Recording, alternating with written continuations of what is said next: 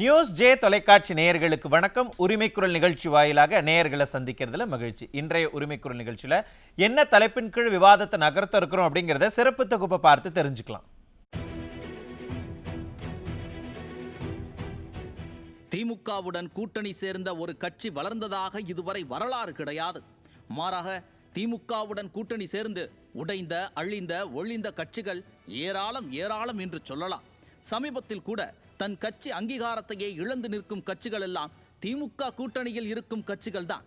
இன்னும் சொல்ல போனால் திமுக தன் வரலாற்றில் எத்தனையோ கட்சிகளை உடைத்து சுக்குநூறாக்கி தன் அரசியல் பயணத்திற்கு காவு கொடுத்திருக்கிறது.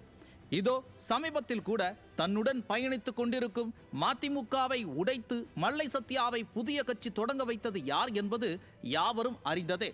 சரி, அதற்கும் காங்கிரஸ் கூட்டணிக்கும் என்னங்க சம்பந்தம் என்று கேட்கிறீர்களா? இருக்கிறது, எல்லாவற்றுக்கும் சம்பந்தம் இருக்கிறது. திமுக கூட்டணி வேண்டாம் என்று போர்க்கொடி தூக்கி கொண்டிருக்கிறார்கள் காங்கிரஸ் கட்சியினர். அதுவும் தமிழ்நாட்டுக்கு தேர்தல் பொறுப்பாளராக நியமிக்கப்பட்ட கிரிஷ் ஷோடங்கர் முதல் பிரவீன் சக்கரவர்த்தி, மாணிக்கம் தாகூர், ஜோதிமணி உள்ளிட்ட காங்கிரஸ் கட்சியில் முக்கிய பொறுப்பில் உள்ளவர்கள் எல்லாம் வெளிப்படையாகவே வாய்விட்டு திமுக கூட்டணி வேண்டவே வேண்டாம் என்று சொல்லிக் கொண்டிருக்கிறார்கள். அவர்களை காங்கிரஸ் தலைமையும் கண்டிக்காமல் இருக்கிறது. அப்படியென்றால் தலைமையின் அறிவுறுத்தல் இல்லாமல் தான் இப்படியான பேச்சுக்களை இவர்கள் பேசுவார்களா என்ன என்ற எண்ணம் எழுகிறது தானே. ஆனால் அதே சமயத்தில் காங்கிரஸ் கட்சியின் தமிழக தலைவர் செல்வ பெருந்தகை, விஜய் வசந்த் எம்பி உள்ளிட்டோர் எல்லாம் அவர்களின் சொந்த கருத்து என்று திமுகவுக்கு முட்டுக் கொடுக்கிறார்கள். தேர்தல் பொறுப்பாளர் பதவி என்பது என்ன? சட்டமன்ற தேர்தலில் தங்கள் கட்சியின் வெற்றிக்கான வியூகங்களை வகுப்பது, திட்டமிடுவது, தொகுதி பங்கீடு உள்ளிட்ட விவரங்களை பேசுவதுதான் அவர்களின் பணி. அதன் காரணமாகவே அவர்களின் ஒவ்வொரு பேச்சும் முக்கியத்துவம் வாய்ந்ததாகவே பார்க்கப்படும். ஆனால் அதுவெல்லாம் அவர்களின் தனிப்பட்ட கருத்து என்று சொல்லி கடந்து செல்ல பார்க்கிறார்கள். கிரிஷ் ஷோடங்கரின் கருத்து சொந்த கருத்து என்றால் கூட்டணி நிலைப்பாடு பற்றி யார்தான் பேசுவார்கள் காங்கிரஸ் கட்சியில்? காங்கிரஸ் கட்சியின் நிலைப்பாடுதான் என்ன போன்ற பல்வேறு கேள்விகள் எழுகின்றனவே. இப்போதுதான் முதல் விஷயத்தை இங்கு பொருத்தி பார்க்க வேண்டும். தங்களுக்கு ஏதேனும் பிரச்சனை என்றால் உடன் பயணிக்கும் கூட்டணி கட்சி என்றாலும் கூட கண்டுகொள்ளாமல் அந்த கட்சியை சுக்குநூறாக உடைக்கும் தன் பாணியை கையில் எடுத்து செல்வ பெருந்தகை, விஜய் வசந்த் எம்பி உள்ளிட்டோரை தன் கைக்குள் போட்டுக்கொண்டு காங்கிரஸ் கட்சிக்குள்ளேயே கலகம் செய்து அதில் குளிர்காய நினைக்கிறது திமுக. ஆக திமுக கூட்டணியை காங்கிரஸ்காரர்கள் பலரும் வெறுக்கும் சூழலில் திமுகவுக்கு மறைமுகமாக சில காங்கிரஸ்காரர்கள் உதவுவதன் பின்னணியில் இருக்கும் திமுகவின் திட்டம் என்ன? காங்கிரஸ் கட்சியை பிரித்தாலும் சூழ்ச்சி செய்கிறதா திமுக என்று அலசி ஆராய்கிறது இன்றைய நியூஸ் ஜே உரிமைக்குரல் நிகழ்ச்சி. இன்றைய உரிமைக்குரல் நிகழ்ச்சியில திமுக கூட்டணியை வெறுக்கும் பல காங்கிரஸ் கட்சிக்காரர்கள், திமுகவுக்கு மறைமுகமாக உதவும் சில காங்கிரஸ்காரர்கள் காங்கிரஸ் கட்சியை பிரித்தாலும் சூழ்ச்சி செய்கிறதா திமுக அப்படிங்கிற கேள்விக்குத்தான் விடை தேட இருக்கிறோம். கருத்துரையாளர்களை அறிமுகம் செய்து விடுகிறேன். அஇஅதிமுகவிலிருந்து திரு ஆவடி குமார் இணைகிறாரு, காங்கிரஸ் கட்சியிலிருந்து திரு நந்தகுமார் இணைகிறாரு, அரசியல் விமர்சகர் திரு ராமன் இணைகிறாரு, பத்திரிகையாளர் திரு கோவிந்தராஜன் இணைகிறாரு. அனைவருக்கும் வணக்கம். ஆவடி குமார் சார், திமுக கூட்டணி வேணாம் அப்படின்னு நிறைய காங்கிரஸ் கட்சிக்காரர்கள், நிர்வாகிகள் சொல்லிக்கிட்டு இருக்காங்க ஒரு பக்கம். ஆனால் அதே காங்கிரஸில் இருக்கக்கூடிய விஜய் வசந்த் எம்பி, செல்வ பெருந்தகை தமிழக காங்கிரஸ் கமிட்டி தலைவர், இவங்களாம் என்ன சொல்கிறாங்கன்னா, நாங்கள் திமுக கூட்டணியில் தானே இருக்கிறோம் அப்படிங்கிறதையும் சொல்கிறாங்க. இன்னொரு பக்கம் என்னென்னா, கிரீஷ் ஷோடங்கர் சொல்கிறதெல்லாம் ஒரு சொந்த கருத்துன்னு வேற சொல்கிறாங்களே. உண்மையாலுமே இவங்க சொல்கிறது அவங்க சொந்த கருத்துன்னு எடுத்துக்கணுமா, இல்லை திமுக கூட்டணி வேணும்னு கேட்குறாங்களே காங்கிரஸ்காரங்க, அவங்க திமுகவோட குரலாக ஒலிக்கிறாங்கன்னு எடுத்துக்கணுமா? இல்லை, நீங்கள் காங்கிரஸ் கட்சியினுடைய இன்றைய குழப்பங்களுக்கு காரணம் திமுக கூட்டணியினுடைய பலகீனம்னா அதனால் திமுக கூட்டணி இப்போ பலமாக்குற முயற்சியில் முதலமைச்சர் ஸ்டாலின் ஈடுபட்டிருக்காரு.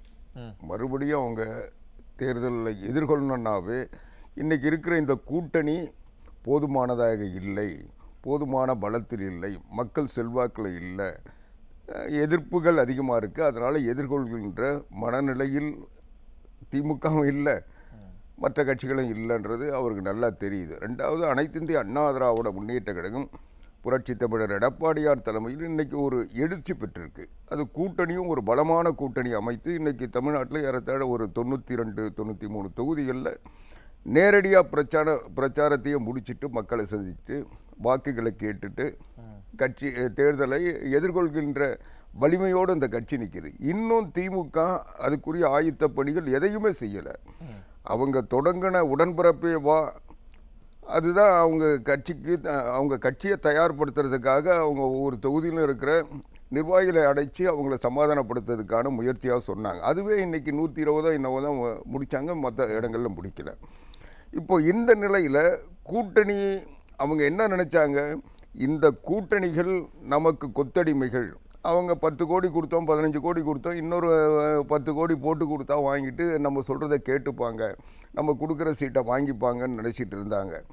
ஆனால் அவங்க இப்போ ஒவ்வொருவரும் தன்னுடைய பலத்தை காட்ட, தன்னுடைய கட்சியை நிலைப்படுத்த முயற்சிக்கிற நிலையில் இருக்குது. அதை தலைவர்கள் இந்த திமுகவுக்கு இணங்கி போனால் கூட தொண்டர்கள் அதை ஏற்கலை. அவங்க கட்சி, நம்முடைய கட்சி ஒரு நல்ல நிலையில் இருக்கணும்னு அவங்க விரும்புகிறாங்க. இதுதான் கிரீஷ் ஷோடங்கர் கூட நேற்றைய தினம் என்ன சொல்கிறாரு, ஒவ்வொரு கட்சியும் எந்த கட்சியும் ஆட்சியில் பங்கு வேணான்னு சொல்ல மாட்டாங்க, ஒவ்வொரு இன்னைக்கு ஆட்சியில் பங்கு வேண்டும்னு கேட்கறது தொண்டர்களுடைய விருப்பம். தமிழ்நாட்டில் இருக்கிற காங்கிரஸ் தொண்டர்கள் தங்களுடைய விருப்பத்தை சொல்கிறாங்க அப்படின்ற பொருளில் தான் அதை பார்க்கணும் இன்டர்வியூவில் அப்படின்னு அவர் சொல்கிறாரு. இது என்னன்னா, இப்போ திமுகவுக்கு என்ன பிரச்சனைன்னா, திமுக நான் முதல்ல சொன்னது மாதிரி திமுக எப்பவுமே பலமாக இல்லை, கூட்டணி தான் பலமாக இருந்தது. இப்போ அவங்க அமைத்திருந்த கூட்டணி கூட 9 வருஷம் 10 வருஷமாக தொடர்ந்து இயங்கிய அந்த கூட்டணி போதுமான வலிமையோடு இல்லைன்றதை அவங்க உணர்றாங்க. அப்போது புதிய கட்சிகளை இணைக்க வேண்டிய தேவை அவங்களுக்கு வருது. அண்ணா திராவிட முன்னேற்ற கழக கூட்டணியை புரட்சி தமிழர் எடப்பாடியாரை எதிர்கொள்வதற்கு புதிய கட்சிகள் வந்தால்தான் முடியும் நிலையில் இவங்க நம்ம கூட இருக்கிறவங்க நம்மளை விட்டு போக மாட்டாங்க, அதனால் வெளியிருந்து ஒரு சிலரை கூட்டிகிட்டு கூட்டணியில் சேர்க்கலாம்னு சொல்லிட்டு தேமுதிகவை சேர்க்குறாங்க, ராமதாஸை சேர்க்கறதுக்கு முயற்சி பண்ணுறாங்க. இன்னும் வேறு ஏதாவது புதிய கட்சி வருமானு அவங்க பார்க்குறாங்க. எஸ்டிபிஐலேருந்து கருணாஸ்லேருந்து அதிமுகவுக்கு ஆதரவாக இருந்து இவங்களுக்கு ஆதரவாக குரல் கொடுத்தவங்களுக்கெல்லாம் இப்போ இடம் கொடுக்கணுன்னு அவங்க முயற்சி பண்ணிகிட்ருக்காங்க. இப்போது இதில் என்னென்னா, ஏற்கனவே இவங்க கூட்டணி கட்சிகளுக்கு தந்த இடத்தை இவங்க குறைச்சாதான் அவங்களெல்லாம் இம்பேக்ட் உள்ளே கொண்டு நுழைக்க முடியும்.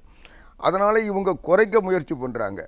அவங்க என்ன பண்ணுறாங்க, எங்களுடைய கட்சி பலத்தை காட்டணும்னு அவங்க கூடுதலாக கேட்குறாங்க. இப்போ அதுதான் பிரச்சனை. காங்கிரஸ் ஒரு தேர்தல்னு வரும்பொழுது, தொகுதி பங்கீடுன்னு வரும்பொழுது கூட்டல் அதிகமாக கேட்கறதும் இல்லை கொடுக்க மாட்டேன்னு சொல்ல, இது யதார்த்தம் தான். ஆனால் எனக்கு என்ன கேள்வினா, காங்கிரஸ் கட்சிக்குள்ளேயே இருக்கிற வழக்கமா காங்கிரஸ் கட்சி நிறைய கேங் இருக்கும், ஆனா ஒரு தரப்பை தங்களுக்கு சாதகமா பயன்படுத்தி காங்கிரஸ்குள்ள ஒரு பிரிவினையை உண்டு பண்ண திமுக நினைக்கிறாங்கிறதா என் கேள்வி. இல்ல நீங்க சொல்றது அரசியல் கட்சிகள் நடைமுறை தேர்தல் நேரங்களில் கூட்டணி சேர்றது, பேரம் பேசுறது, அதிக இடம் கேட்கறது, இதெல்லாம் இயல்பா நடக்கக்கூடிய ஆரோக்கியமான அரசியல் கட்சிகள் கூட. ஆனா திமுக என்ன நினைக்குது, தன் கூட்டணியில் இருக்கின்ற கட்சிகள் பேசுகின்ற உரிமை இல்லை, நம்ம கொடுக்கறத வாங்குற நிலையில் இருக்கிறாங்கன்னு அவங்க நினைக்கிறாங்க. அவங்களுக்கு அந்த சுதந்திரமோ அந்த சுயமரியாதையோ அவங்க கூட்டணி கட்சிகளுக்கு அவங்க தர விரும்பல. பெரியண்ணன் மனோபாவம் இல்லை, நம்முடைய யாசகத்தில் அந்த கட்சிகள் உயிர் வாழுதுன்னு நினைக்கிறாங்க. அது எப்படி சார் ஒரு அதுதான் நான் சொல்லிடுறேன். நீங்க இப்போ சொன்னீங்க, மனோஜ் ஒரு வலிமையான கருத்தை சொன்னார். என்ன சொன்னாருன்னா, அவங்க கூட்டணிகள் இன்னைக்கு இடம் கேட்டு போராடுறாங்களான்னு. நான் இதுவரைக்கும் சொல்கிறேன், அதிகாரப்பூர்வமாக இதுவரைக்கும் காங்கிரஸ் கட்சி திமுகவோட கூட்டணி பேச்சுவார்த்தை தொடங்கவே இல்லை. காங்கிரஸ் கட்சி தனக்குள்ள பேசிட்டு இருக்கு, திமுக தனக்குள்ள பேசிட்டு இருக்கு.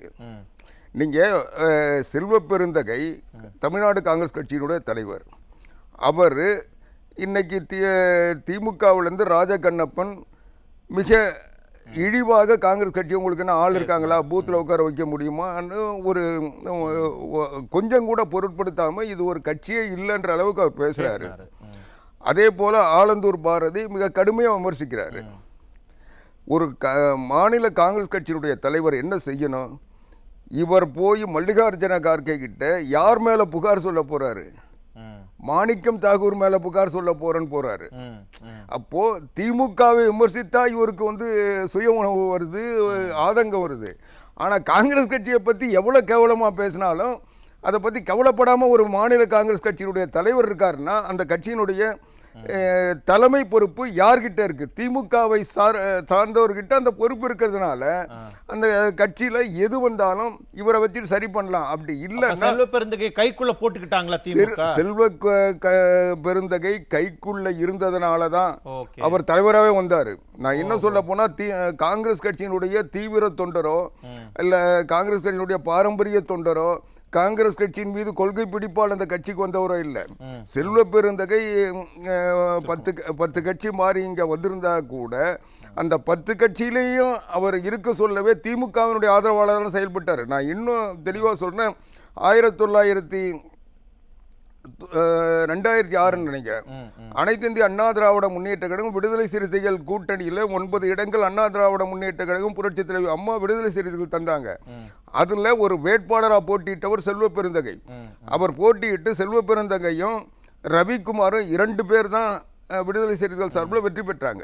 2 பேரும் சட்டமன்ற உறுப்பினர்கள் ஆனாங்க. சட்டமன்றத்துக்கு போன உடனே அதிமுக கூட்டணியில் விடுதலை சிறுத்தைகள் சார்பாக வெற்றி பெற்ற செல்வ பெருந்தகை அங்க போன உடனே கருணாநிதிக்கு ஆதரவாக மாறினாரு.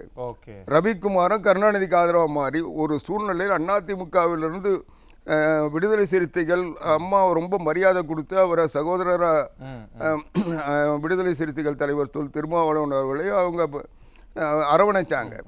ஆனால் அவங்க உள்ளாட்சி தேர்தலில் இடஒதுக்கீடு வருகின்ற போது அதை ஒரு காரணமாக காட்டி விடுதலை சிறுத்தைகள் தலைவர் திருமாவளவன் பேசுனது இன்னும் எனக்கு நினைவு இருக்கு.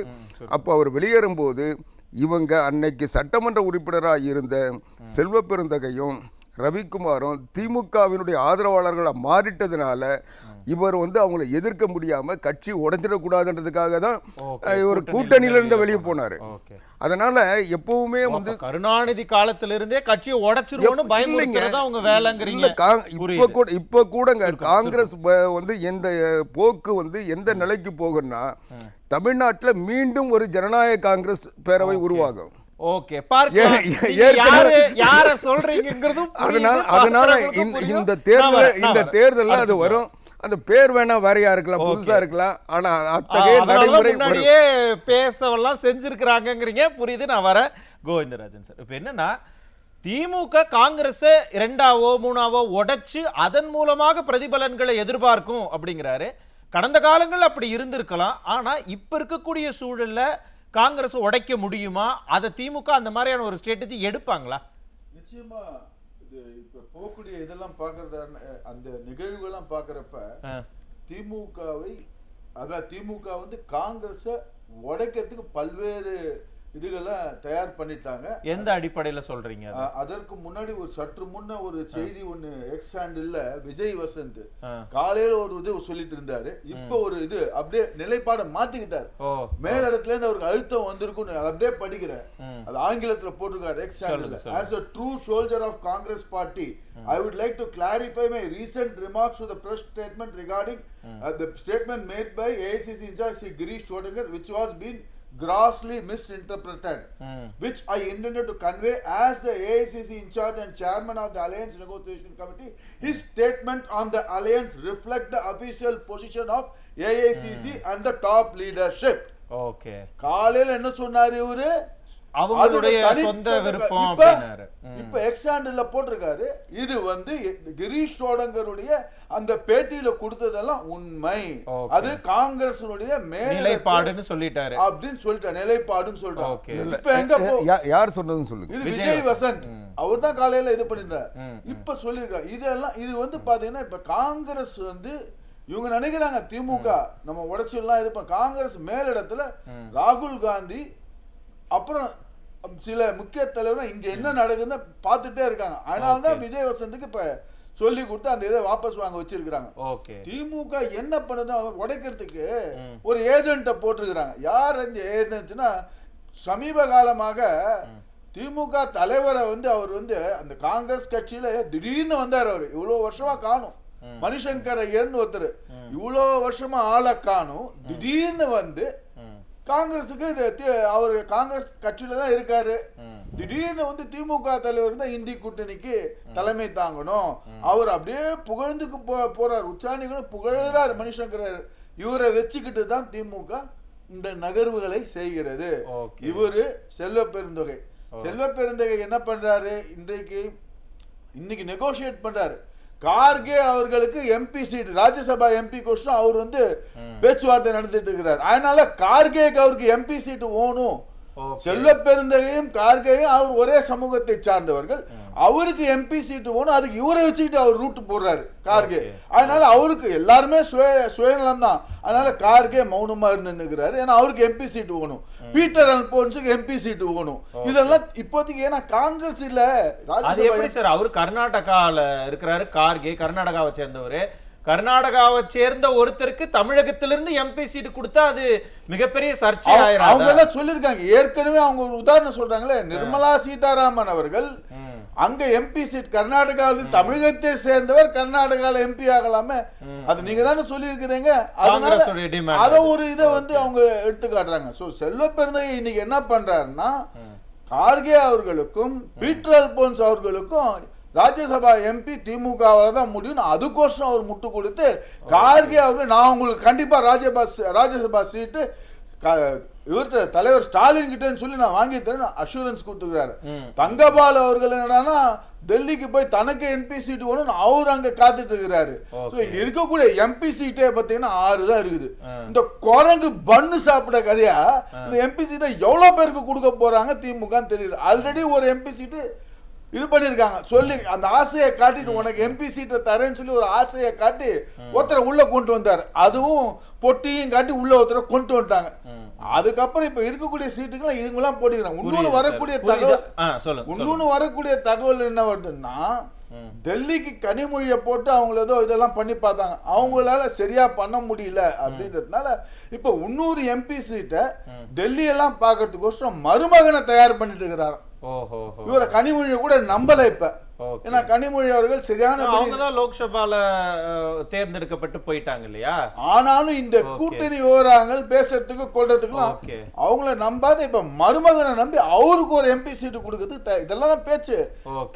புரியுது சார். இது எல்லாமே அவங்களுடைய ஸ்ட்ராட்டஜி அப்படி கூட இருக்கலாம். ஆனா அதோட சேர்ந்து இது அவங்க கட்சிக்குள்ள இருக்கிற ஸ்ட்ராட்டஜின்னு கூட இதை எடுத்துக்கலாம். ஆனா இன்னொரு கட்சி, அதுவும் 9 ஆண்டு காலமாக கூடவே இருக்கிறாங்க, இன்னும் சொல்ல போனா தேசிய அளவுல அலையன்ஸ்ல இருக்கிற ஒரு கட்சியை, தேசிய கட்சியை உடைச்சிருவேன்னு மிரட்டி பாக்குறாங்களா திமுக? அந்த மிரட்டலுக்கு காங்கிரஸ் கட்சி அடிபடியுமா? ஒண்ணு நீங்க யோசிக்கணும் சார். இது வந்து இப்ப காங்கிரஸ் மத்தியில ஆட்சியில இல்ல, அது அவங்களுக்கு ஒரு மிகப்பெரிய ஒரு பலகீனம். இதே காங்கிரஸ் மத்தியில ஆட்சியில இருந்ததுன்னு வச்சுங்களேன், நிலைமையே வேற. ரைடு கீடெல்லாம் விட்டுருவாங்க. எப்படி நமக்கு அந்த ஒரு தேர்தல் நடந்துட்டு இருக்கிறப்ப 3வது மாடியில சிபிஐ ரைடு, இங்க கிரவுண்ட் ஃப்ளோர்ல வந்து 63 நாயன்மார்கள் கலைஞர் இருக்கிறப்பவே நீங்க இது ஒப்புத்துக்கலையா இது பண்ணலையான்னு அப்ப பண்ணு. ஆனால் இப்ப காங்கிரஸ் வந்து அவங்க ஆட்சியில இல்ல, அதனால அவங்க பலகீனமா இருந்துக்கிற மாதிரி. அந்த பலகீனத்தை திமுக தனக்கு சாதகமா பயன்படுத்திக்கிறாங்க. நாங்க இங்க ஆட்சியில இருக்கோம், எங்க கிட்ட இவ்வளவு ராஜ்யசபா இருக்குது, உங்க தலைவருக்கு ராஜ்யசபா வேணும்னா நாங்க சொல்படி கேட்டுக்கங்க. அது கார்கே அவர்களுக்கு ராஜ்யசபா சீட்டு அது ஒரு டீலிங், சரிங்களா? ஆனா அதை தாண்டி உள்ளுக்குள்ள இருக்கிற ஒரு மாநில தலைவரை, தேசிய கட்சியுடைய செல்வ பெருந்தகைய, விஜய் வசந்த, இந்த மாதிரி ஈவன் இன்னும் சொல்ல போனா ப. சிதம்பரம் அவர்களை, இந்த மாதிரி திமுகவுக்கு ஆதரவாக ஒரு கேங்க, ஒரு கோஷ்டிய திமுக ஆதரவு கோஷ்டின்னு காங்கிரஸ்குள்ள உருவாக்க நினைக்கிறாங்களா? எங்க திமுக ஆதரவு கோஷ்டிக்கு அவங்க திமுக அணி, அதுதான் அவங்க கோஷ்டி. அவங்க திமுக எப்படி வந்து இளைஞர் அணி, இலக்கிய அணி, மருத்துவ அணி, அதே போல இது வந்து திமுக காங்கிரஸ் அணி. திமுக காங்கிரஸ் அணி, இந்த அணிக்கு தலைவர் செல்வ பெருந்தகை. அதுல இவங்களை நீங்க சொல்றவங்களா இருக்காங்க. அது அவங்களுக்கு கட்சிக்கு பண்ற துரோகம் அப்படின்னு எல்லாம் அவங்களுக்கு நினைக்க மாட்டாங்களா? அதாவது இப்பதான் உணர்ந்து இருக்கிறாங்க ராகுல் காந்தி அவர்கள். ஏன்னா இப்ப அவங்க நினைச்சிருக்கிறது என்னன்னா, சோனியா காந்தி அம்மையாரை வச்சுக்கிட்டு இவங்க எல்லாம் நகர்த்தலான்னு பார்த்தாங்க. இப்ப சோனியா காந்தி அம்மையார் முழுவதுமாக ராகுல் காந்தி பிரியங்கா கிட்ட கொடுத்துட்டாங்க. கட்சியினுடைய அது ஃபுல்லா நீங்க தான். இப்ப ராகுல் காந்தி அவர்கள் இப்ப ஆளை வச்சிருக்காரு அங்கங்க. அவங்க நினைச்சுட்டு இருக்கிறாங்க எனது சகோதரர், எனது தம்பி, என்னுடைய இதெல்லாம் சொல்லி இது பண்ணி நிற்கிறாரு. ஆனா அதெல்லாம் ரைட், உங்களுக்கு கொடுக்க வேண்டிய மரியாதை உங்களுக்கு தான் கொடுக்குறாரு. ஆனா இந்த கூட்டணின்னு வரப்ப ராகுல் காந்தி தெளிவா இருக்கிறார். ஓகே, அவரு கூட்டணிக்கு போய் பேச்சுவார்த்தை நீங்க அதாவது கடைசியா எழுத்து கேசி வேணுகோபால் வந்தாருங்களா பார்த்தாருங்களா, அவர் கடைசியா ராகுல் காந்தி கிட்ட இந்த சீல்டு கவர் அவர் கைப்பட எழுதின சீல்டு கவரை தான் கொண்டு கொடுத்துருக்காரு.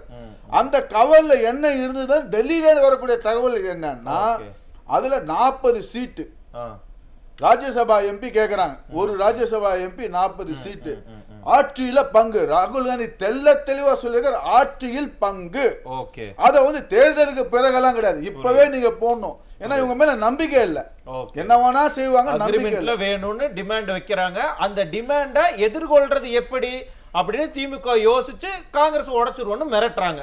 பார்க்கலாம் இந்த மிரட்டல்கள் என்ன மாதிரியான நிலையை நோக்கி போகும், இந்த மிரட்டல்களை காங்கிரஸ் கட்சி எப்படி எதிர்கொள்ள போதும் இந்த காங்கிரஸ்காரே வந்திருக்கிறாரு கேட்கலாம். அதுக்கு நந்தகுமார் சார், இப்போ என்னன்னா காங்கிரஸ் கட்சி அவங்க தனியாக தொகுதி பங்கீடெல்லாம் பேசுறதுக்கு நாங்க ரெடியா இருக்கிறோம்னு கிட்டத்தட்ட 3-4 மாதங்களுக்கு முன்னதாகவே நீங்க குழுவை போட்டு வெயிட் பண்ணிட்டு இருக்கிறீங்க. ஆனா உங்க கட்சிக்குள்ளேயே சில பேர் வந்து திமுக கூட்டணி வேணாம் அப்படின்னு சொல்றதும், சில பேர் திமுக கூட்டணி தான் வேணும் அப்படின்னு சொல்றதும் பார்க்கும் பொழுது உள்ளபடியே திமுக மேல கோபம்லாம் வரலையா உங்களுக்கு?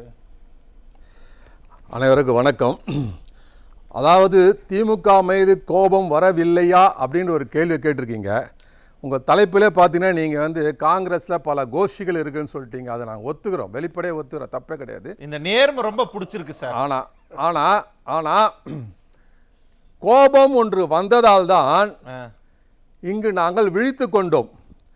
காங்கிரஸ் கட்சி அடிமட்ட தொண்டன் இருக்கான் பார்த்தீங்களா, இன்னைக்கு அவனோட எண்ணம் என்னன்னா திமுக வேணாம். இது வந்து இங்கே மாத்திரம் இல்லை, இது வந்து டெல்லி வரைக்கும் எதிரொலிக்க ஆரம்பிச்சிருச்சு. இப்போ நீங்கள் கேட்டீங்க, இத்தனை கோஷ்டி இங்கே இருக்குது, இத்தனை பேர் இங்கே இருக்காங்க, இவங்க யார் என்ன பண்ணுவாங்க, இவங்க என்ன பண்ணுவாங்க. இந்த லாபி எல்லாம் டெல்லியில் நடந்துருது, எல்லாரும் போவாங்க. இங்கே நாங்கள் வந்து கட்சி சார்பாக பேசுவோம், போய் அங்கே போய் இவ்வளோ சீட்டு வேணும்னு கேட்போம், டிமாண்ட் பண்ணுவோம். ஆனால் அதை மீறி இங்கேருந்து ஒருத்தர் டெல்லிக்கு போவாங்க, போய் அங்கே போய் பேசி முடிச்சோம். டெல்லி இருக்குன்னா சொல்லுவாங்க, சரி கொடுக்கறத வாங்கிக்க போங்க அப்படின்னு சொல்லிடுவாங்க. ஸோ இந்த மாதிரி நிலைமை தான் இத்தனை காலமாக காங்கிரஸில் நடைமுறை இருந்ததுன்னு ஒத்துக்கிறேன். ஆனால் இப்போது ராகுல் காந்தி, எங்களோட முன்னணி தலைவர் ராகுல் காந்தி அவர்களும் அகில இந்திய தலைவர் மல்லிகார்ஜுன கார்கே அவர்களும் சிறப்பாக ஒரு திட்டத்தை கொண்டு வந்திருக்கிறார்கள். என்ன அப்படின்னா, முதலாக மாவட்ட தலைவர்களை நேராக நிர்வாகிகள் தேர்ந்தெடுக்க வேண்டும் அப்படின்னு சொல்லி தேர்ந்தெடுத்து கொண்டு வந்துட்டாங்க. இப்போ மாவட்ட தலைவர் நேராக தேர்ந்தெடுக்கப்பட்டவங்க டெல்லி கூப்பிட்டு என்ன கீழ்மட்ட அளவில் என்ன நிலவரம் இருக்கு, கள நிலவரம் இருக்கு. அதாவது வந்து அதுக்கு முன்னாடி ஜனவரி 17ஆம் தேதி உயர்மட்ட குழுவை கூப்பிட்டு பேசினாரு. பேசி அவங்களோட ஒப்பீனியன் எல்லாம் கேட்டுனார். கேட்டப்போ ஒரே கேள்வி கேட்டார், சரி நீங்க 40 வருஷமா காங்கிரஸ் இருக்கீங்க, 20 வருஷமா காங்கிரஸ் இருக்கீங்க, 10 வருஷமா எம்பியா இருக்கீங்க, 12 வருஷம் எம்எல்ஏ இருக்கீங்க, கட்சிக்கு என்ன பண்ணீங்க? ஒரு கேள்வி அவர் கேட்டார். அவ்வளோ பேரை கப்சிப் ஆயிட்டு வந்துட்டாங்க. அதுக்கப்புறமா கீழ் மட்டத்தில் இருக்கிற மாவட்ட தலைவர்கள் எல்லாரையும் கூப்பிட்டு உங்களோட ஒப்பீனியன் சொல்லுங்க.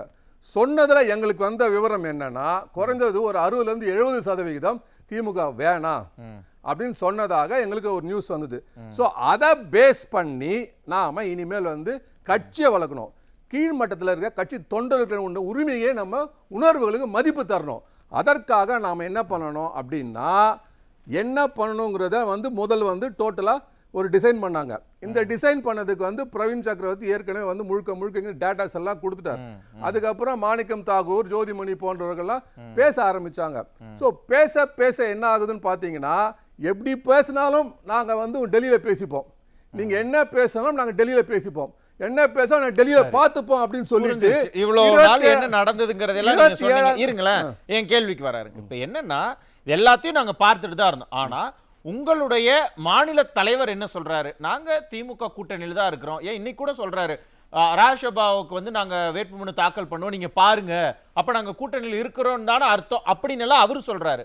ஆனா நீங்க என்ன சொல்றீங்க, இல்ல பிரவீன் சக்கரவர்த்தியோ ஈவன் பொறுப்பாளர் கிரீஷோடங்கிற என்ன சொல்றாரு, நாங்க தாவேகா கூடவும் பேசிட்டு தான் இருக்கிறோம்னு அவரும் சொல்லிட்டு இருக்காரு. நாங்க எதை நம்பணும், எதை நம்புறது? அதாவது நீங்க கேட்ட நல்ல கேள்வி.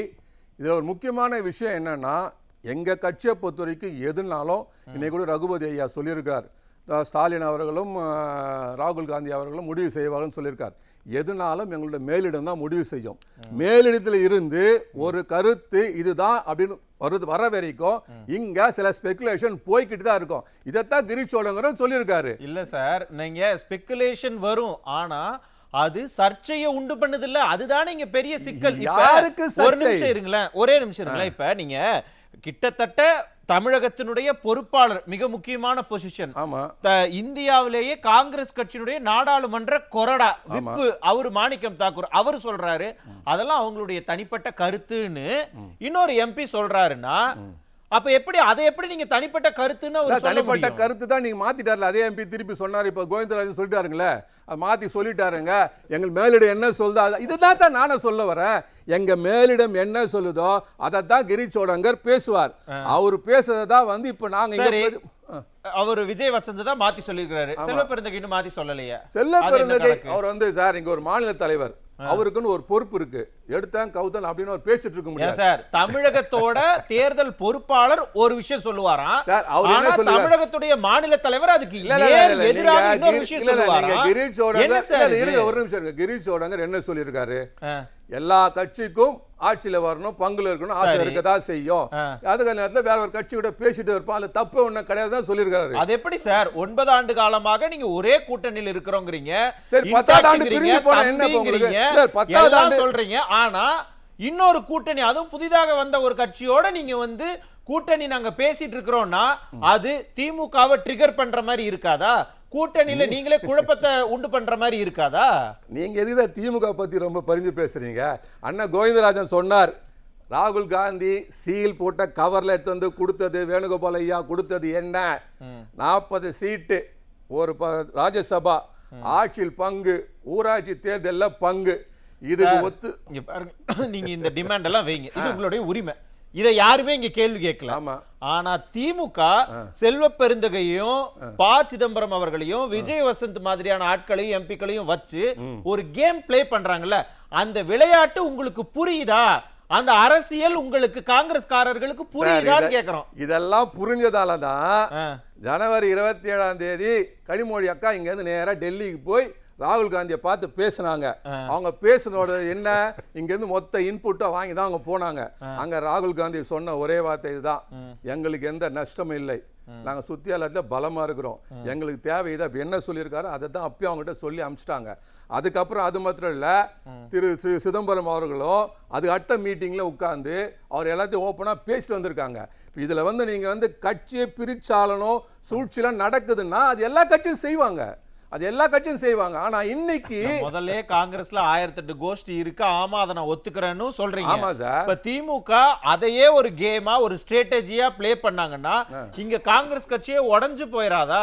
என்ன சார், தேசிய கட்சி நீங்க ஒரு மாநிலத்துல உடைஞ்சு போயிருச்சுன்னா இன்னும் நீங்க வந்து அசாம்ல நீங்க போட்டி போடணும், கேரளால இருக்குது, பாண்டிச்சேரியில இருக்குது, இதெல்லாம் கூட பிரச்சனையாயிருமே. உங்க தலைப்பு தான் காங்கிரஸ் கட்சி பிரித்தாலும் சூழ்ச்சி செய்கிற திமுக. ஆனா நீங்க பேசுறத பார்த்தா நோ திமுக வந்து காங்கிரஸ் கட்சியை உடைச்சிட்ட மாதிரி பேசிட்டு இருக்கீங்க சார். அத பண்ணிட்டு இருக்காங்க, உங்களுக்கு புரியலையா? நான் இன்னைக்கு நீங்க என்ன கேக்குறீங்க? இல்ல நீங்க ஒரே நிமிஷம் இருங்க, நான் இன்னைக்கு சொல்றேன் சார், நான் இன்னைக்கு சொல்றேன் சார், காங்கிரஸ் கட்சியை திமுகவால் உடைக்க முடியாது, உடைக்கும் விட மாட்டோம், உடைக்கணும் நினைச்சாங்கன்னா அவங்க தான் வீணா போவாங்க.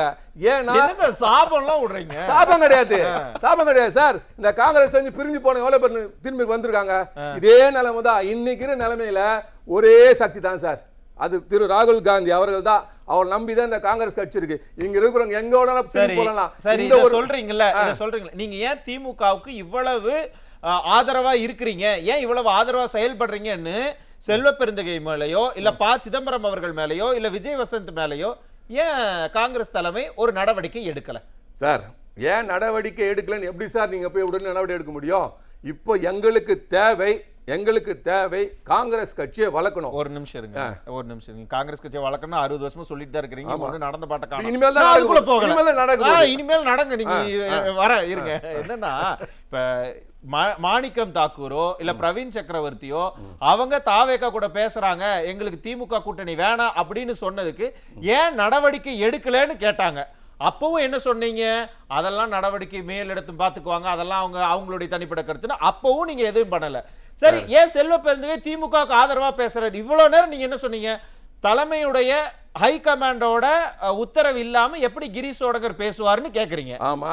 அப்ப அதுக்கும் விஜய் வசந்தும் செல்வ பெருந்தகை திமுகவுக்கு ஆதரவா இருக்கிறாங்க. இவங்க மேலயும் நடவடிக்கை இல்ல, அவங்க மேலயும் நடவடிக்கை இல்ல அப்படின்னா காங்கிரஸ் கட்சி என்னதான் பண்ணுது? ஹை கமாண்ட் என்ன பண்றாங்க? தமிழகத்துல காங்கிரஸ் உங்களுக்கு வளர்க்கிற எண்ணமே இல்லையா? இல்ல, ஒரே நிமிஷம். முந்தா நேரத்து இதே மாணிக்கம் தாகூர் என்ன சொல்லிருக்காரு பாருங்க.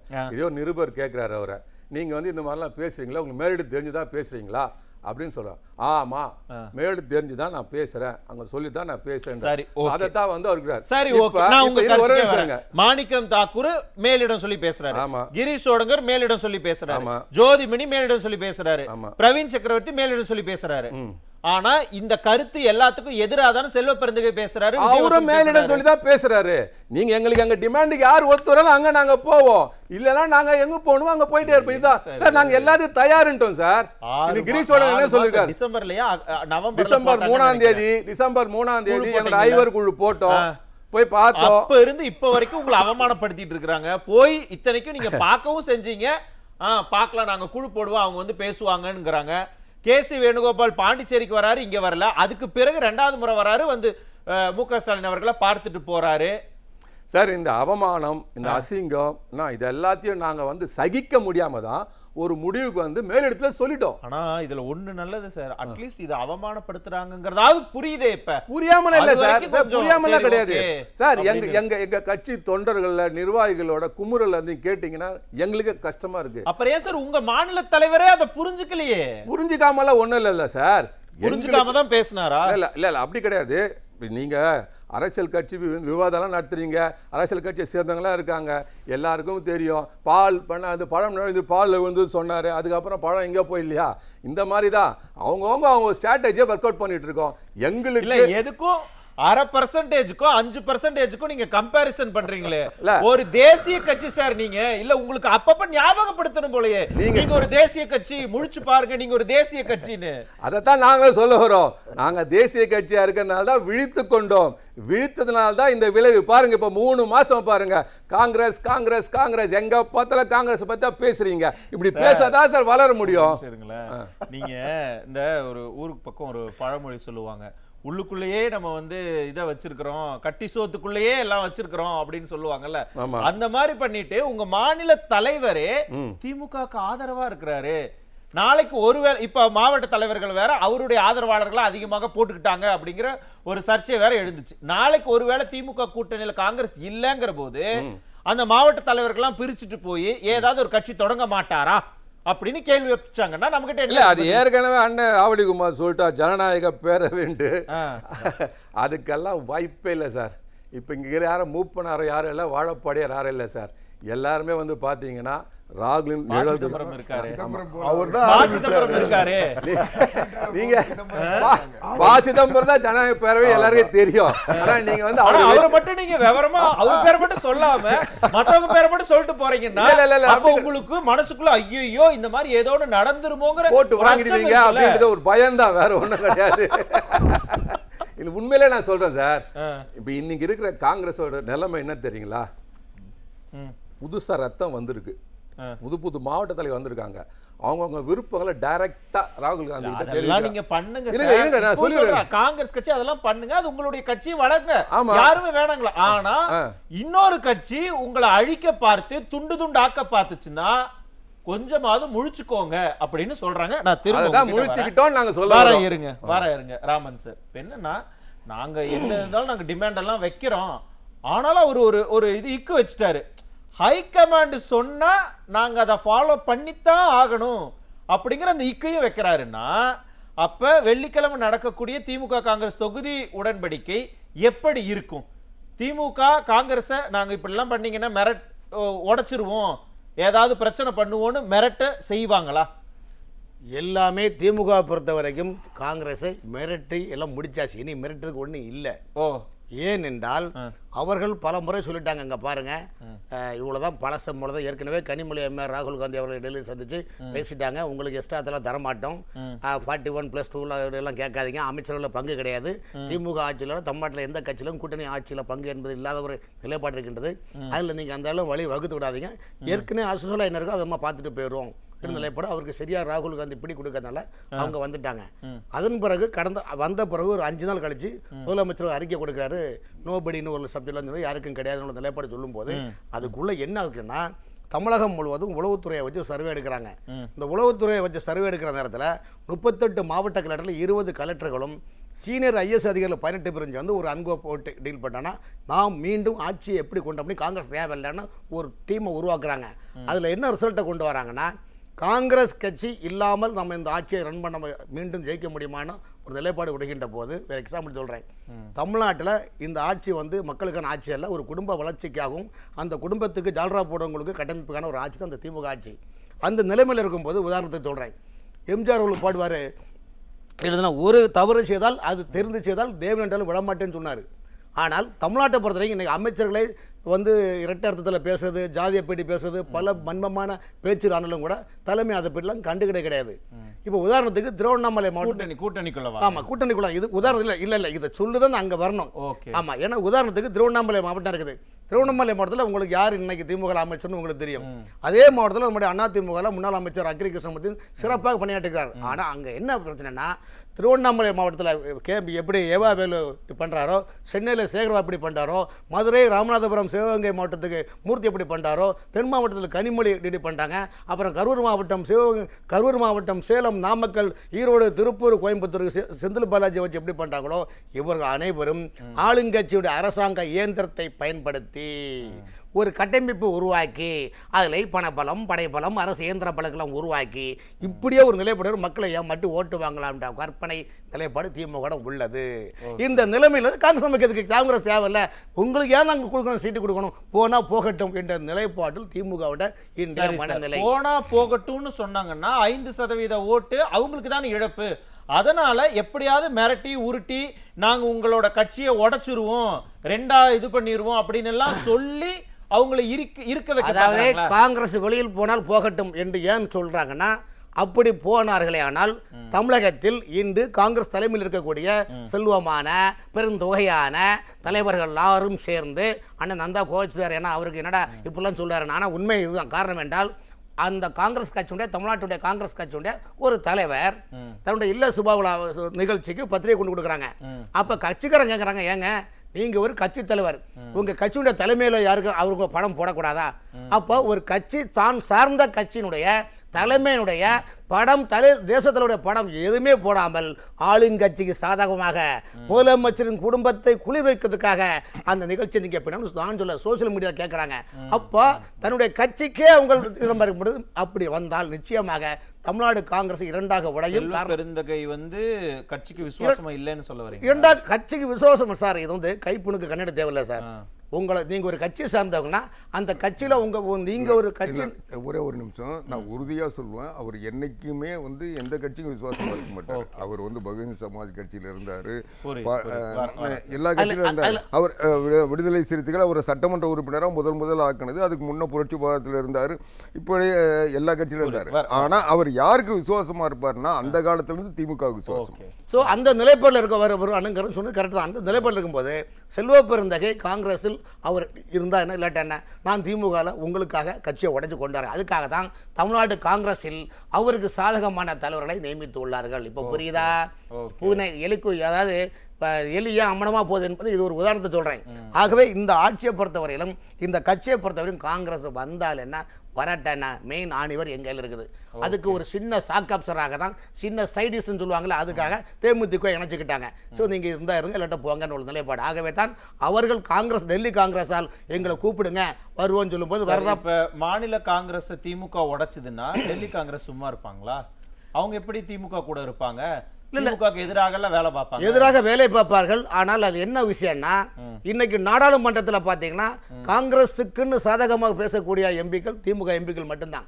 காங்கிரஸ் எம்பிக்களோடும் பேசுறது கிடையாது. உண்டு இல்ல எந்த பிரச்சனையிலும் ராகுல் காந்தி பிரச்சனை எடுப்பு சொல்ல எந்த திமுக எம்பியும் பேசல. அத வெளியே வந்து பேட்டி தர சொல்லி அவங்க கூட நிக்கல. அதுக்கு முன்னாடி ராகுல் காந்தியே பேசுறாரு திமுக ஆதரவாக, திமுக சாதகமாக நாடாளுமன்றத்தில் குரல் கொடுத்தாங்க.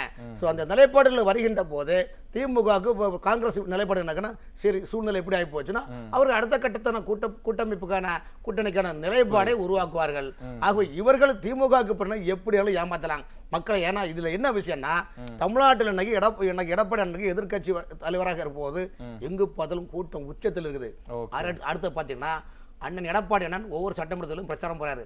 அந்த பிரச்சாரத்தில் பார்த்தீங்களா அந்த தொகுதிக்குள்ள என்ன பிரச்சனை இன்னைக்கு கூட பிரச்சாரம் பண்ணாங்க. தமிழ்நாடு முழுவதும் ஒரு ஊழல் ஆட்சி நடக்கின்றது, மக்களுக்கு விரோதம் ஆட்சி நடக்கின்றது, அத்தனை துறையிலும் டிரான்ஸ்ஃபருக்கு கட்டமைப்பு டெண்டர்ல போலி பில்ல போட்டு கொள்ளையடிக்கின்ற ஆட்சி தேவையா என்று கேட்கின்றார்கள். ஆனால் திமுக ஒரு பதில் கூட சொல்லாம காரணம் என்றால் உண்மையை சொல்லுகின்றார்கள். ஆகவே தான் இவர்களுக்கு உள்ளுக்குள்ள நடுக்கம் என்றால் எங்கே அதிமுக மீண்டும் ஆட்சி வந்துருமோ என்ற ஒரு ஒற்றை இலக்கை நோக்கி அவர்கள் பொய்யான டூப்புகள் அடிச்சு பொய்யான தேர்தல் பிரச்சாரம் செய்து ஏற்கனவே 2021 எப்படி பொய்யான தேர்தல் அறிக்கை கொடுத்த மக்களை ஏமாற்றினார்களோ அதே ஏமாற்றம் மீண்டும் அதே லேகியத்தை கொண்டு மக்கள் தான் காட்டுவதற்கு திமுக முயற்சி செய்கின்றனர். நன்றி. இதே மாதிரி பண்ணிட்டு இருக்கிறது மட்டும் இல்லாம கூடவே இருக்கிற கூட்டணி கட்சியவே உடைக்கணும்னு நினைச்சாங்கன்னா அது திமுகவுக்கு என்னென்ன எதிர்வினைகளை கொடுக்கும்னு விரிவாக பேசலாம். ஒரு ஆவடிக்குமார் சார், இப்போ என்னன்னா, ஒருவேளை காங்கிரஸ் கட்சி திமுக கூட்டணியிலிருந்து எங்களுக்கு தொகுதி பங்கீட்டுல உடன்பாடு இல்லை அப்படின்னு சொல்லிட்டு வெளியில வராங்க அப்படிங்கிற சூழல்ல செல்வ பெருந்தகையை வைத்து ஏதாவது ஒரு கேம் பிளே பண்ணாங்கன்னா அரசியல் களம் எப்படி இருக்கும்? இல்லை, நீங்கள் பொதுவாக இன்னைக்கு வந்து காங்கிரஸ் திமுக கூட்டணி ஒரு இணக்கமாக இருக்குன்ற தோற்றத்தை திமுக உருவாக்கி வச்சிருக்க தவிர அது இணக்கமாக இல்லை. ஓகே. ஏன்னா காங்கிரஸ் கடந்த காலங்களில் வேற மாதிரி இருந்தது. பீகார் தேர்தலுக்கு பிறகு அவங்க தன்னை வந்து மறுபரிசீலனைக்கு உட்படுத்திக்கிட்டாங்க. இப்போ என்னன்னா, மரியாதைக்குரிய சகோதரர் நந்தகுமார் சொன்னது போல கனிமொழி போய் அங்கே சொன்னாங்க. அவங்க சொல்ல என்ன சொன்னாங்கன்னா, அவங்க கனிமொழியினுடைய பேட்டி பார்த்தீங்கன்னா தெரியும், அவங்க மாநில கட்சிகளை காங்கிரஸ் மதிக்காததுனால தான் பீகாரில் தோல்வி, தொடர்ந்து காங்கிரஸ் தோல்வி அடைஞ்சு வருது இந்தியா முழுக்கன்னு சொல்லி அவங்க சொல்கிறாங்க. அவங்களுடைய விமர்சனம் என்னன்னா, மாநில கட்சி என்ன சொல்லுதோ அதை அவங்க காங்கிரஸ் கேட்டுக்கணும், அப்போதான் அவங்களுக்கு உரிய இடம் கிடைக்கும் அப்படின்னு அவங்களுடைய நிலைப்பாடு. இவங்க என்ன சொல்கிறாங்க, எங்களுடைய நிலைப்பாடு என்ன நாங்கள் பார்த்துக்கிறோன்றாங்க. அதனால தான் அவங்க என்ன சொல்கிறாங்க, இந்த மாநிலத்தில் சகோதரர் நந்தகுமார் சொன்னது போல் 4 கோரிக்கைகள் ராகுல் காந்தி நேரடியாக எழுதி கொடுத்துருக்காரு. ஒன்று, சட்டமன்ற தேர்தலில் 40க்கு குறைவில்லாத இடங்களில் போட்டியிட உரிமை. 2வது, உள்ளாட்சியில் 20% இடஒதுக்கீடு. அடுத்து, மாநிலங்களவையில் 2 ஆண்டுக்கு ஒரு முறை ஒரு உறுப்பினர், ஒவ்வொரு டேர்ன்லையும் ஒரு உறுப்பினர். அது 40 பேர் வந்தாங்களே அவங்களுக்கு அந்த மெஜாரிட்டி வந்துடும், அதை கேட்குறாங்க. அதுக்கு அடுத்து ஆட்சியில் பங்கு. இந்த 4 கோரிக்கைகள் தான் அவங்களுக்கு கொடுத்த. இதை பார்த்த உடனே தான் ஒரு பாலகிருஷ்ணகிட்ட அவரையே வந்து பேசாத அவர் பாட்டுக்கு போயிட்டார். அதுதான் முதற்கட்ட இது. இப்போ இவங்க இதில் என்னன்னா, அதே கிஷோர் சோடங்கர் இதுக்கு முன்ன கனிமொழியை பார்த்துட்டு ஒரு பேட்டி கொடுக்க சொல்ல என்ன சொன்னார், உள்ளாட்சியில் எங்களுடைய கோரிக்கை ஏற்கப்பட்டது, உடன்பட்டு விட்டோம், ராஜ்யசபையில் உடன்பட்டு விட்டோம், இதை பற்றி இந்த சட்டமன்ற தேர்தலை பற்றி இன்னும் நாங்கள் பேச்சு தொடங்கலை அப்படின்னு அவர் சொல்கிறாரு. அப்போது அப்போ தான் இவங்க என்ன சொல்கிறாங்க, தமிழ்நாட்டில் கூட்டணியில் பங்கு தருவது வழக்கம் இல்லைன்னு சொல்கிறாங்க. அதுக்கு கிரீஷோடங்கர் நேற்று அந்த பேட்டியில் தெளிவாக சொல்லியிருக்கிறாரு, இது தொண்டர்களுடைய குரல், இந்த தமிழ்நாட்டில் இருக்கிற தொண்டர்களுடைய குரலை நாங்கள் எதிரொலிக்கிறோம், அதனால் எங்களுடைய நிலைப்பாடு என்பது தொண்டர்களுடைய நிலைப்பாடுன்ற பொருளில் அவர் உணர்த்துறாரு. 2வது, இப்போ இந்த தேர்தலை பொறுத்தவரை திமுக என்ன நினைக்குது, இன்றைக்கி சகோதரர் சொன்ன மாதிரி, நீங்கள் சொன்ன மாதிரி டிசம்பர் 3ஆம் தேதியே குழு அமைச்சு ஒரு 3 மாதம் கிட்ட நெருங்க போகுது. இது வரைக்கும் அந்த குழுவோட பேசலை. இதுக்கு பிறகு 22ஆம் தேதி குழு அமைச்சு பேசுகிறேன்னு சொன்னாங்க. வெள்ளிக்கிழமை பேச போகிறாங்க. அது முடிஞ்சு இன்னும் பேச போகிறாங்கன்னு தான் நிலையில் தான் இருக்குது. ஆனால் இவங்க முதல்ல 3 மாதமாக குழு அமைச்சிட்டு காத்திருக்கிற காங்கிரஸோட முதல்ல பேசலை, மற்ற கட்சிகளோட பேசுகிறாங்க. இப்போ இவங்க என்னன்னா இதை பேசிட்டு அப்படியே கடத்திட்டு வருவாங்க. கடத்திட்டு வந்து எல்லா கட்சியோட உடன்பாடு வந்துட்டு இவங்களை கடைசி நேரத்தில் டீல் பண்ணுவாங்க. அப்போ இவங்க வந்து ஏற்கனவே அதுதான் கிரீஷ் ரோடங்கர் நேற்றைய பேட்டியில் என்ன சொல்றாரு, நாங்கள் மற்ற கட்சிகளோடு நாங்கள் பேச வேண்டி இருக்கும். இன்னும் சொல்ல போனால் எங்களை தாவேக்கா அங்கீகரிக்கிறது எங்களுடைய தனித்துவத்தை அங்கீகரித்து எங்களுடைய மதிப்பீட்டுக்கு தக்கவாறு அவர்கள் பேச வந்துட்டாங்கன்னு சொல்றாரு. அதனால நாங்க பேச வேண்டி இருக்கோன்றாரு. திமுக என்ன நினைக்குது, இவங்களை அப்படியே நகர்த்திட்டு போய் கடைசி நேரத்தில் இவங்களுக்கு 10 சீட்டு 12 சீட்டு கொடுத்தா இவங்க வந்து வேற வழி இல்லாம அங்கேயும் போக முடியாம இங்கேயும் போக முடியாம இருந்துருவாங்க நினைக்கிறாங்க. ஆனா காங்கிரஸ் என்ன நினைக்குது, நம்முடைய தோல்விக்கு காரணம் பீகார்ல ஏற்பட்டது போல கடைசி நேரத்தில் இவங்க ஏதாவது ஒரு இடங்களை கொடுக்குறாங்க, நம்ம கேட்ட இடமும் தரப்போறது இல்லை, நமக்கு வலிமையான இடத்துல நிறுத்த வைக்க போறது இல்லை. ஆனா இவங்க எங்கேயாவது ஒரு இடத்த கொடுத்துட்டு அங்க வேட்பாளர் கூட சரியா தேர்ந்தெடுக்க முடியாம கடைசி நேரத்தில் போட்டு நம்ம தோல்வியை தழுவுறது நம்முடைய பலகீனமான நிலைக்கு இவங்க கொண்டு வராங்க. அதனால நம்ம முன்கூட்டியே பேசணுன்றது தான் உங்க குழு அமைச்சு நீ 2ல 1 பதில் சொல்லுங்க, அடுத்த கட்டத்துக்கு நாங்க நகர போறோம்ன்றது அவங்க உறுதியா சொல்றாங்க. அதனால நிச்சயமா நான் சொல்றேன், காங்கிரசினுடைய தேசிய கட்சியினுடைய முடிவிலிருந்து அவங்க பின்வாங்க போவதில்லை. நான் முடிச்சிடறேன், பின்வாங்க மாட்டாங்க. ஆனா இந்த கூட்டணியை இருப்பதை போன்ற ஒரு தோற்றத்தை காட்டி இவங்க கடைசி நேரத்தில் என்ன சொல்லுவாங்க, பிஜேபி தமிழ்நாட்டுக்குள்ள வந்துடும், அதனால நீங்க போயிடாதீங்கன்னு இவங்க கையில காலில் விழுந்து அழுவாங்க. அதை மீறிக்கிட்டு போனா பாரதிய ஜனதா கட்சிக்கும் காங்கிரஸ் கட்சிக்கும் உடன்பாடு வந்துருச்சுன்னு சொல்லுவாங்க. நன்றி நன்றி நன்றி நந்தகுமார் சார். உங்க கட்சியினுடைய நிலைப்பாடு கொள்கையிலேயே திமுக பத்த வச்சிருவாங்க அப்படின்னு சொல்றாரு. அதாவது இப்போ எங்களை பொறுத்த வரைக்கும் எப்படின்னா தெளிவா இருக்கும். எப்படி அப்படின்னா எது சார் தெளிவு? இருங்க, எந்த கட்சியோட கூட்டணி முடிவாகல அது தெளிவா நான் பேசுறேன். அதாவது இதுக்கு முன்னாடி வந்து இங்க ஒரு பேச்சு பேசுவாங்க, இங்க ஒரு பேச்சு பேசுவாங்க, மேலிடம் ஒரு முடிவு எடுத்துருவாங்க. 2024 எலெக்ஷன்ல அப்படி பண்ணீங்களா? எப்படி இந்தியா கூட்டணி திமுக கூட ஒரு பேச்சும் இல்ல அதிமுக கூடவோ இல்ல மற்ற கட்சிகளோடவோ கூட்டணி பேசுனீங்களா? அப்ப அதிமுக நாங்க பேச முடியுமா? அவங்க தனியா தானே நின்னாங்க, நீங்க பேசுனீங்களா? பேச முடியுமா? பேசுனீங்களா? திமுகல பேசல. ஒரே நிமிஷம் இருங்க. 2021ல திமுக கூடவும் மற்ற கட்சிகள் கூடவும் பேசுனீங்களா? இல்ல சார், நாங்க தான் 2016ல இருந்து நாங்க 8 வருஷமா தொடர்ந்து ஒரே ஒரு கட்சியோடவும் பேசுனீங்களா? இல்ல நந்தகுமார் சார், என்னுடைய கேள்வி பதில் சொல்லுங்க. ஆமா இல்ல அந்த பதில் சொல்லுங்க. 2019ல இங்க பாருங்க, 2019ல திமுக கூடவும் இன்னொரு கட்சி கூடவும் பேசுனீங்களா? கிடையாது. 2021ல திமுக கூடவும் இன்னொரு கட்சி கூடவும் பேசுனீங்களா? கிடையாது. 2024ல திமுக கூடவும் இன்னொரு கட்சி கூடவும் பேசுனீங்களா? இல்ல. ஆனா 2026ல நாங்க எல்லாரும் கூடவும் பேசுவோம், அதுதான் யதார்த்தம்னு சொல்றது உள்ளபடியே பொய்யா தெரியலையா உங்களுக்கு? இது எப்படி சார் பொய்? அரசியல் இதெல்லாம் சகஜம் சார், எல்லா கட்சியும் பண்றது இல்லையா? நீங்க என்ன புதுசா சொல்றீங்க? அரசியல்ல வந்து எல்லா தேர்தலையும் நாங்க பண்றது யதார்த்தம். இவ்வளவு நாள் நீங்க இணக்கமா இருந்துட்டு இப்ப இணக்கம் இல்லாததாலதான் இன்னொரு கட்சி கூட நீங்க அலைன்ஸ் பேசுறீங்க. இல்ல, அன்னைக்கு வேற வாய்ப்பு கிடையாது. இங்க பைபோலார் தான், அதிமுக திமுக தான். நாங்க திமுக இன்டாக்டா இருந்தோம், திமுக இருந்தோம்னா இதே தான் நீங்க சொல்ற அதே பாலிசி தான். பாஜக எந்த காரணம் இந்த உள்ள கால் உணவு கூடாதுன்றதுக்காக நாங்க வந்து தூக்கு கூட எல்லாம் கூட எல்லாத்தையும் ஒத்துக்கிட்டு போனோம். இவன் சொல்ல போனா முட்டு கொடுத்துட்டே போனோம். ஆனா என்ன பண்றது, அவ்வளோ கொடுத்தோம். ஏன்னா இப்ப பாத்தீங்கன்னா மழை பெஞ்சது வைங்க, நாங்க தான் போய் அவங்க சார்பா பதில் சொல்லுவோம். ஒரு இது ப்ராப்ளம் வந்து வச்சுக்க, நாங்க தான் பதில் சொல்லுவோம். இவ்வளோத்தையும் நாங்க முட்டு கொடுத்தா தூக்கிட்டு போயிடும். ஆனாலும் எங்களை வந்து இந்த அளவுக்கு அவங்க வஞ்சித்து அவமானப்படுத்தியதுனாலதான் தொண்டர்கள் கொந்தளிச்சிட்டாங்க. ஆனா இன்னொரு இக்கு வேற வைக்கிறீங்களே, ஹைகமாண்ட் சொன்னா நாங்க கேட்டுதான் ஆகணும்னா அது எப்படி வெற்றிக்கு வழி வகுக்கும்? எப்படி இணக்கமா ஜெல்லாகி வேலை பார்ப்பீங்க? நடக்காது இல்ல. ஹைகமாண்ட் வந்து எங்களை பொறுத்த வரைக்கும் வந்து ஒரு நல்ல முடிவு எடுப்பாங்க. தொண்டர்களின் உணர்வுகளுக்கு கண்டிப்பா பார்க்கலாம் சார். கட்டுப்படுவாங்க. அது பண்றாங்களா இல்ல அத பண்றாங்களா இல்ல திமுக இங்க அவங்க வேலையை காட்டுறாங்கங்கறதையும் அப்படியே. ஆனா ஒரே ஒரு விஷயம், ஒரே ஒரு சின்ன அட்வைஸ் கூட கிடையாது. ரொம்ப மனசார சொல்றோம், பத்திரமா இருந்துக்கோங்க. அப்படியே மீறி திமுக ஏதாவது இங்க பிரித்தால சூழ்ச்சி பண்ணா காங்கிரஸ் தொண்டரோட பலத்தை சுதாரிச்சுக்கங்க. நன்றி நன்றி கோவிந்தராஜன் சார்.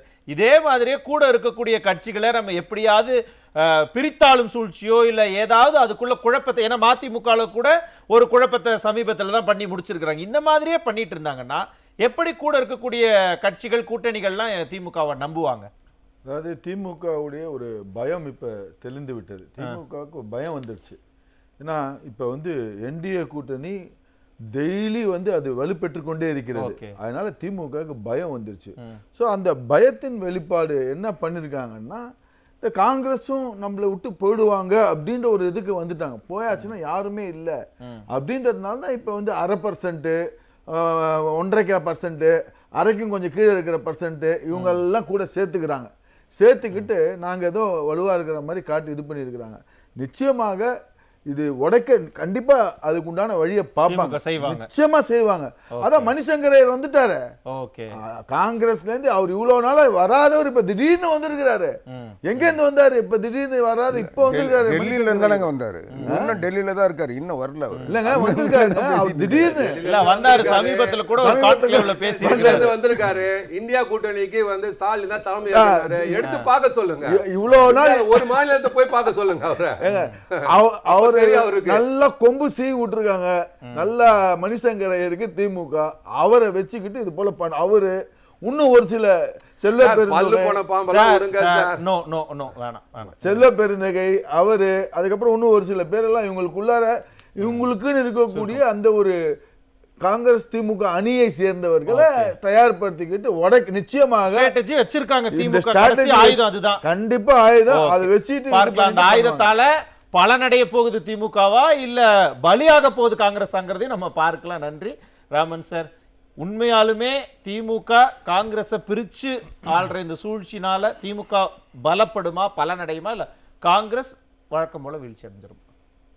இந்த முறை எப்படி ஒவ்வொரு தேர்தலையும் பார்த்தீங்கன்னா திமுகவில் மதிமுக கூட்டணி இருக்கும்போது கடைசி நேரத்தில் பார்த்தீங்களா கண்ணீர்லாம் மல்கி நிக்கட்டுமா போகட்டுமான்னு சொல்ல கேவலப்பட்டு வெக்கப்பட்டு எவ்வளோ அவமானப்பட்டு அவர் அந்த எல்லாம் உடன்பாடு முடிக்க முடியல வைகோல்சாமி அண்ணா அவரும் எவ்வளோ பேட்டி கொடுத்து சங்கடத்தை வெளிப்படுத்துவாங்களோ அதே போல் இந்த முறை அலையாத வீட்டுக்கு விருந்தாளியாக வர வைக்கிறதுக்கான கட்டமைப்பை திமுக காங்கிரஸை பயன்படுத்தும். காரணம் என்னவென்றால் அவர்களுக்கு சுயமரியாதை, நம்ம ஒரு தேசிய கட்சிங்கிற அந்த உணர்வு, நம்ம கட்சியை வளர்க்கணும் அப்படிங்கிற அந்த விஷயம் எல்லாம் காங்கிரஸ் கேட்டீங்களே, இது கரெக்டான பதில். எப்படின்னா சுயமரியாதை என்பது திமுக கூட்டணியிடம் போக வேண்டாம், அது நம்ம கட்சியை முதலே மாதிரி முழுங்கிட்டு போயிடும், நாம தனியா நிற்போம், இல்லாட்டா இன்னொரு கட்சியில கூட்டணி நிற்போம்னு திருச்சி வெளிச்சாமி போன்ற பெரிய தலைவர்கள்லாம் கேட்குறாங்கல்ல, அவர்கள் சொல்வது சுயமரியாதை.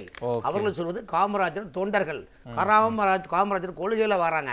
ஆனால் இன்னைக்கு இருக்கிற காங்கிரஸ் கட்சி என்பது அன்னைக்கு பக்கா காங்கிரஸ், இன்னைக்கு சொக்கா காங்கிரஸ். இவர்களுக்கு கட்சியினுடைய நிலைப்பாடு பற்றியோ காங்கிரஸுடைய கடமைப்பை பற்றியோ தெரியாது. ஆகவே அப்படி நிலைப்பாடு வந்தால் காங்கிரஸை நிச்சயமாக திமுக உடைத்தெறிய பார்க்கலாம். காங்கிரஸ் உடையுதா இல்ல திமுக கவுழுதா அப்படிங்கிறதையும் நம்ம பொறுத்திருந்து பார்க்கலாம். அரங்கத்திற்கே கருத்துக்களை பகிர்ந்துள்ள கருத்துரையாளர்களுக்கு மிக்க நன்றி. மீண்டும் மற்றொரு நிகழ்ச்சியில் சந்திக்கலாம். நன்றி, வணக்கம்.